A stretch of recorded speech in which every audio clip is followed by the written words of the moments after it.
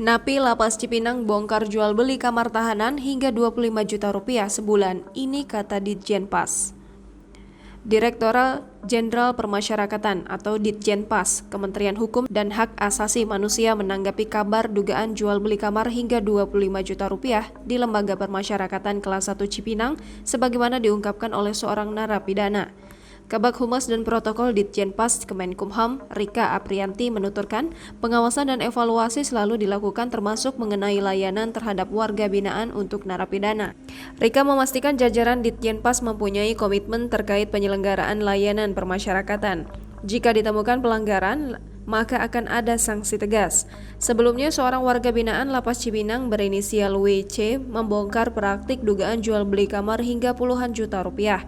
Ia mengatakan narapidana harus mengeluarkan banyak uang untuk dapat kamar selama menjalani masa tahanan. Para narapidana harus membayar kamar karena Lapas Cipinang sudah melebihi kapasitas. Menurutnya, praktik jual beli kamar di Lapas Cipinang sudah sejak lama ada, bahkan jadi sumber pemasukan oknum petugas. Kepala Lapas Kelas 1 Cipinang, Tony Nainggolan, ketika dikonfirmasi awak media berikut bukti foto kondisi tahanan membantah hal tersebut.